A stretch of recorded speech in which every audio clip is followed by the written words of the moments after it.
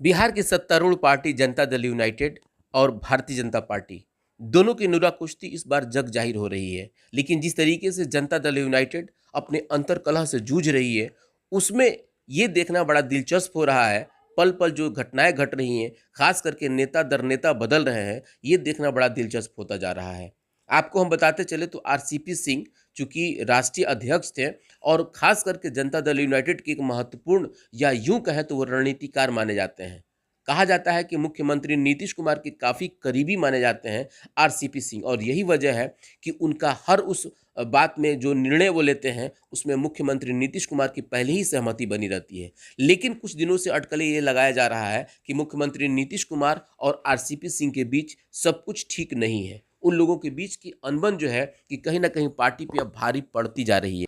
और यही वजह है कि आरसीपी सिंह अपना पूरा कार्यकाल भी नहीं कर पाए, आधा भी नहीं कर पाए, और उनको पदमुक्त कर दिया गया। बहाना ये बनाया जा रहा है कि जिस तरीके से केंद्र में उनको मंत्री बनाया गया है, इससे उनके पास समय का अभाव है और इस जगह पे जो है कि ललन सिंह को नियुक्त किया जा रहा है। लेकिन सवाल उठता है कि कई ऐसे मंत्री हैं जो पार्टी के बड़े बड़े पदों पे सुशोभित हैं, उसके साथ भी कई मंत्रालय भी देखते हैं। लेकिन खैर, बात चाहे जो कुछ भी हो, लेकिन सवाल बिहार की आती है। बताया जा रहा है कि जिस तरीके से आरसीपी सिंह चूंकि बीजेपी के काफ़ी करीबी माने जाते हैं, और जिस तरह से बीजेपी के कई ऐसे मंत्री जिस तरह से मुख्यमंत्री नीतीश कुमार को टारगेट किए हुए हैं, इससे कहीं ना कहीं जनता दल यूनाइटेड में अंदरूनी तौर पे काफ़ी खलबली है। और इसको लेकर के जो रणनीति बनाई जा रही थी उसमें आरसीपी सिंह बाधा आ रहे थे, और यही वजह है कि कुछ दिनों से आरसीपी सिंह बिल्कुल दिल्ली में डेरा डाले हुए हैं। और उनकी जगह पे अनंत फनन में जिस तरह से ललन सिंह को बनाया गया है राष्ट्रीय अध्यक्ष, इसको लेकर के बिहार में एक नई सरगर्मी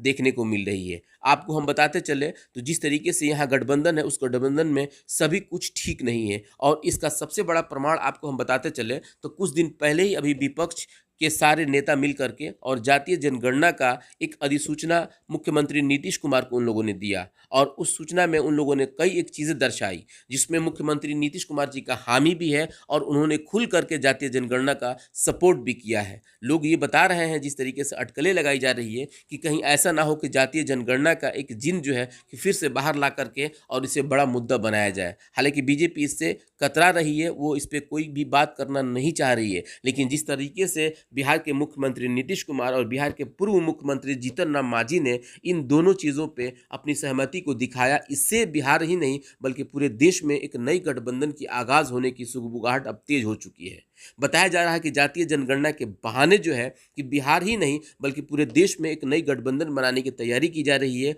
और इसी गठबंधन के तहत बीजेपी को घेरने की प्रयास भी की जा रही है। कहीं ऐसा ना हो कि इसी प्रयास की जो सबसे पहली कड़ी जो है कि ललन सिंह के रूप में खास करके जनता दल यूनाइटेड का जो राष्ट्रीय नेतृत्व है उसको जो बदलने की जो कोशिश की जा रही है, उसमें कहीं ना कहीं ललन सिंह का